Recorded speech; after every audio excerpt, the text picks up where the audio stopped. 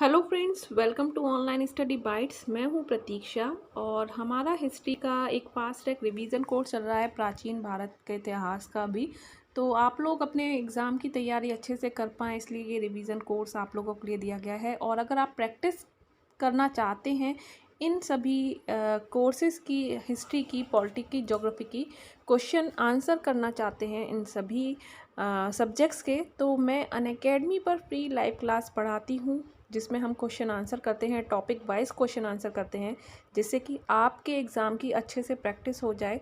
तो आप मुझे अनअकैडमी पर ज्वाइन कर सकते हैं। डिस्क्रिप्शन में लिंक दिया होता है हर क्लास का, तो आप लिंक पर जाकर उनको पढ़ सकते हैं और अपने आप को एनरोल करा सकते हैं। बिल्कुल फ्री लाइव क्लासेस हैं, कोई भी चार्जेस नहीं है। अनलॉक करना होता है, उसके लिए अनलॉक करके आप अनलॉक कोड में आप प्रतीक्षा टैट लिख सकते हैं, तो डिस्क्रिप्शन में आपको सारा डिटेल मिल जाएगा। तो हमारा आज का जो टॉपिक है वो है मगध का उत्थान, और मगध के उत्थान से संबंधित आज हम चीज़ें पढ़ेंगे। तो 6ठी शताब्दी ईसा पूर्व में मगध राज्य का जो उत्थान है वो बृहद्रथ वंश से हुआ था। यानी कि मगध जो राज्य है, मगध वंश की स्थापना किसके द्वारा की गई, अगर क्वेश्चन आता है तो सही आंसर है बृहद्रथ। इस राज्य के प्रमुख वंश कौन कौन से हैं? हर्यक वंश, शिशुनाग वंश और नंद वंश। हर्यक वंश के बारे में पढ़ेंगे, हर्यक डायनेस्टी के बारे में। लर्नर्स, अगर आप यूपी टेट, सी टेट या जूनियर एडिट एग्ज़ाम की तैयारी कर रहे हैं तो आप एसएसटी की तैयारी मेरे साथ कर सकते हैं। मैं आपको अनअकैडमी पर डेली फ्री लाइव क्लास दे रही हूँ, जिसमें आप हिस्ट्री, पॉलिटी और ज्योग्राफी की तैयारी कर सकते हैं। डेली आपको प्रैक्टिस सेट्स प्रोवाइड करवाए जाते हैं जो कि टॉपिक वाइज होते हैं, जिससे कि आप अपने हर एक टॉपिक को क्वेश्चन आंसर के माध्यम से क्लियर कर सकते हैं और तैयार रह सकते हैं अपने आने वाले एग्ज़ाम के लिए। डिस्क्रिप्शन में आपको लिंक दिया है, लिंक पर जाके क्लिक करें और अपने आप को नोटिफाई मी पर क्लिक कर एनरोल करा लें। क्लास बिल्कुल फ्री है। अनलॉक कोड आपसे पूछा जाएगा, उसमें आपको प्रतीक्षा टेस्ट लिखना है। और अनअकैडमी प्लस लेकर आया है the ultimate preparation of UP TET paper 1 and paper 2। तो इस कोर्स को आप ज़रूर ज्वाइन करें अगर आप यूपी टेट की तैयारी कर रहे हैं। हर एक सब्जेक्ट की तैयारी आपको करवाई जाएगी, पेपर 1 हो या पेपर 2 हो, तो आप अपने सब्जेक्ट के अकॉर्डिंग, अपने पेपर के अकॉर्डिंग अपने एग्ज़ाम की तैयारी कर सकते हैं। और ये कोर्स 7 अप्रैल से चालू हो रहा है। तो पूरा सिलेबस आपका कवर करवाया जाएगा यूपी टेट का, और हर एक चीज़ पर यहाँ पर फोकस किया जाएगा। तो टॉप एजुकेटर्स हैं, ऑलरेडी यूपी टेट क्वालिफाइड हैं, तो आप इन कोर्स को ज़रूर ज्वाइन करें। और ऑल बैचेस 1 सब्सक्रिप्शन आपको अनअकैडमी देता है। आपको हर एक बैच के लिए अलग अलग से सब्सक्राइब नहीं करना होता, आपको एक ही सब्सक्रिप्शन में आप हर बैच का फ़ायदा उठा सकते हैं। अगर आप सब्सक्रिप्शन लेते हैं तो आपको अगर डिस्काउंट चाहिए तो आप रेफरल कोड में प्रतीक्षा टेट लिख कर 10% का डिस्काउंट पा सकते हैं। इसके अलावा जितनी भी मेरी फ्री लाइव क्लासेस हैं या अदर लाइव क्लासेस हैं जो फ्री हैं, या टेस्ट हैं, क्विजेज़ हैं, उनको भी अनलॉक कर सकते हैं इसी रेफरल कोड से, जिसमें आप प्रतीक्षा टेट लिखेंगे तो फ्री लाइव क्लास आप ज्वाइन कर पाएंगे बिल्कुल फ्री। टेट प्लस सब्सक्रिप्शन का चार्जेस आप देख सकते हैं, स्क्रीन पर लिखा हुआ है। तो अपने टाइम के अकॉर्डिंग, अपने एग्ज़ाम के प्रिपरेशन के अकॉर्डिंग आप ये सब्सक्रिप्शन ले सकते हैं। तो India's best educators for all subjects, all batches and 1 subscription. Thank you. Haryanka वंश में सबसे पहले नाम आता है बिंबिसार का। बिंबिसार जो है वो हर्यक वंश का संस्थापक है। तो कई बार क्वेश्चन आया है कि हर्यक वंश का संस्थापक कौन था, तब आपका आंसर क्या होगा? बिंबिसार।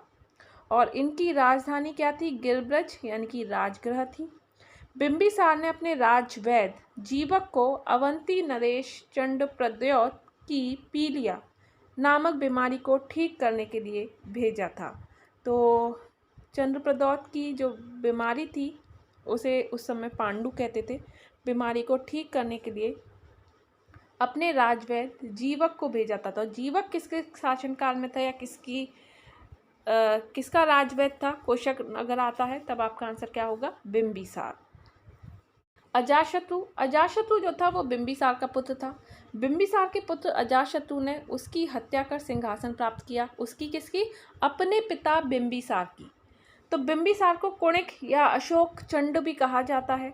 अगर क्वेश्चन आए कुणिक और अशोक चंड के नाम से कौन विख्यात है, तो अजातशत्रु है। और अजातशत्रु की हत्या भी उसके पुत्र उदयन के द्वारा की गई। तो जैसी करनी वैसी भरनी जो कहावत है वो बिल्कुल यहाँ पर फिक्स होती है, क्योंकि अजातशत्रु ने अपने पिता बिंबिसार की हत्या कर गद्दी को हथियाया था और अजातशत्रु के भी साथ वही हुआ। उसके पुत्र ने जैसा देखा, यानी कि उसके पुत्र ने भी अपने पिता की हत्या कर दी, और जो था उदयन। उदयन ने गंगा और सोन नदियों के संगम पर स्थित पाटलिपुत्र को अपनी राजधानी बनाया। तो राजगृह से पाटलिपुत्र को अपनी राजधानी बनाया। पाटलिपुत्र क्या है? वर्तमान में इसको पटना के नाम से जानते हैं। और पाटलिपुत्र की स्थापना का श्रेय भी उदयन को ही जाता है, यानी कि पटना की स्थापना किसके द्वारा की गई? तो उदयन आपका आंसर होगा। अब तीसरा जो दूसरा वंश है वो है शिशुनाग वंश। हर्यक वंश के एक सेनापति शिशुनाग ने उदयन के पुत्र नाग दशक को हटाकर मगध के सिंहासन पर अधिकार करके शिशुनाग वंश की स्थापना की। शिशुनाग के शासनकाल में राजधानी क्या थी? पाटलिपुत्र से थी, जो कि उसने बदलकर वैशाली ले जाई गई। तो पहले राजगृह थी, फिर पाटलिपुत्र हो गई, देन वैशाली ले जाई गई।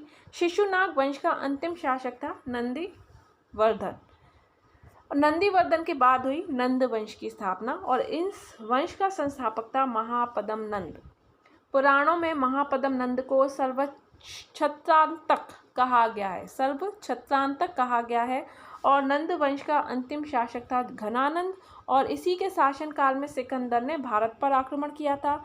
घनानंद की चंद्रगुप्त मौर्य ने अपने गुरु चाणक्य की सहायता से हत्या करके मौर्य वंश की स्थापना की थी। तो क्वेश्चन कई बार आया है कि मौर्य वंश की स्थापना किस वंश के बाद हुई? तो आंसर होगा नंद वंश। चंद्रगुप्त मौर्य ने किस नंद वंश के शासक की हत्या की? तो आंसर होगा घनानंद। और सिकंदर ने भारत पर आक्रमण किसके शासनकाल में किया? तो घनानंद के शासनकाल में। अब पढ़ते हैं हम, सिकंदर की बात हो रही है तो सिकंदर का आक्रमण। सिकंदर मैसिडोनिया के शासक फिलिप द्वितीय के पुत्र। सिकंदर ने 326 ईसा पूर्व में सिंधु नदी पार करके भारत की धरती पर कदम रखा तथा झेलम नदी के तट पर राजा पोरस के साथ उसने वितस्ता का युद्ध लड़ा। वितस्ता के युद्ध में पोरस की विशाल सेना पराजित हुई और पोरस को बंदी बना लिया गया। सिकंदर भारत में लगभग 19 महीने तक रहा और 323 ईसा पूर्व में बेबीलोन पहुंचकर सिकंदर का निधन हो गया। अब पढ़ते हैं हम मौर्य साम्राज्य के बारे में, जो कि चंद्रगुप्त मौर्य के द्वारा स्टार्ट किया गया। 25 वर्ष की अवस्था में चंद्रगुप्त मौर्य तथा विष्णुगुप्त, जिन्हें चाणक्य के नाम से भी जानते हैं, विष्णुगुप्त ने अपनी योग्यता तथा कूटनीति से अंतिम नंद शासक घनानंद के विशाल साम्राज्य को ध्वस्त करके मौर्य वंश की आधारशिला रखी थी। चंद्रगुप्त मौर्य का शासनकाल 321 से 297 ईसा पूर्व तक रहा। 305 ईसा पूर्व में सीरिया के यूनान शासक सेल्यूकस को पराजित किया चंद्रगुप्त मौर्य ने, और उसने सेल्यूकस की पुत्री हेलन से विवाह भी किया। किसने? चंद्रगुप्त मौर्य ने। मेगास्थनीज ने मौर्य प्रशासन पर एक पुस्तक लिखी जिसका नाम है इंडिका। और इंडिका किसकी पुस्तक है या मेगास्थनीज की पुस्तक का नाम क्या है? कई बार क्वेश्चन आया है, तब आपका आंसर होगा इंडिका। चंद्रगुप्त ने भद्रबाहु से जैन धर्म की दीक्षा ली और 298 ईसा पूर्व में उसकी मृत्यु हुई। तो क्वेश्चन आता है कि कौन सा मौर्य शासक था या कौन सा शासक था जिसने अपने अंतिम समय में अपने धर्म को कन्वर्ट किया और जैन धर्म को अपना लिया? तब आपका आंसर होगा चंद्रगुप्त, सही इसका आंसर होगा। क्लियर? तो आगे बढ़ते हैं चंद्रगुप्त मौर्य के नेक्स्ट टॉपिक पर। चंद्रगुप्त के बाद हम पढ़ेंगे अशोक के पिता और चंद्रगुप्त मौर्य बिंदुसार के बारे में। बिंदुसार चंद्रगुप्त मौर्य का उत्तराधिकारी पुत्र था और उसे अमित्रघात भी कहा जाता है। तो अमित्रघात किसे कहा जाता है, ये क्वेश्चन कई बार पूछा गया है एग्जाम में, तब आपका आंसर क्या होगा? बिंदुसार होगा। बिंदुसार के बाद जो मौर्य साम्राज्य का एक और महान शासक था वो था अशोक, जिसके बारे में सभी जानते हैं। अशोक ने अपने 99 भाइयों की हत्या कर राजगद्दी प्राप्त की। और अगर आता है कि अपने बड़े भाई की भी हत्या के बारे में भी इसको कहा गया है कि अशोक ने अपने बड़े भाई सुसीम की हत्या की और राजगद्दी प्राप्त कर ली। अपने शासनकाल के 4 वर्षों बाद 269 ईसा पूर्व में राज्याभिषेक भी कराया। उसने 261 ईसा पूर्व में कलिंग पर विजय प्राप्त की, परंतु भयानक रक्तपात और नरसंहार देखकर वह द्रवित हो उठा। जिसके फलस्वरूप उसने उपगुप्त से शिक्षा प्राप्त कर बौद्ध धर्म स्वीकार कर लिया। तो अशोक ने कौन सा धर्म स्वीकार कर लिया था? बौद्ध धर्म स्वीकार कर लिया था। और कलिंग के युद्ध के बाद उसने कसम खा ली कि वह कभी भी युद्ध नहीं करेगा। ठीक है, और किससे शिक्षा प्राप्त की? तो आंसर क्या होगा? उपगुप्त। सम्राट अशोक ने संपूर्ण एशिया में तथा अन्य महाद्वीपों में बौद्ध धर्म का प्रसार व प्रचार भी किया। अशोक ने एक उपाधि धारण की, वो थी देवनाम प्रियदर्शी। या क्वेश्चन आया है कि देवनाम प्रियदर्शी या देवनाम प्रियदर्शी के नाम से कौन जाना जाता है, किसने ये उपाधि धारण की? तब आपका आंसर क्या होगा? अशोक। अशोक ने संपूर्ण एशिया में बौद्ध धर्म का प्रचार किया और उसने अपने पुत्र और पुत्री को श्रीलंका भी भेजा बौद्ध धर्म के प्रसार के लिए, जो कि इसमें यहाँ नहीं है। अशोक के प्रशासन के दौरान बौद्ध धर्म के प्रसार व प्रचार की पुष्टि टोपरा संपादन द्वारा होती है और यह ब्राह्मी लिपि में लिखा गया है। तो इसी के साथ आज का ये वीडियो यहाँ पर एंड होता है। नेक्स्ट वीडियो को आगे बढ़ाएंगे और मौर्योत्तर काल से के बारे में हम जानेंगे। तो अभी के लिए इतना ही। कोई भी डाउट है, कोई भी कमेंट है तो आप कमेंट बॉक्स में ज़रूर लिखें। वीडियो को लाइक करना बिल्कुल भी ना भूलें, शेयर करें, सब्सक्राइब ज़रूर करें। Bye bye, take care and thanks for watching.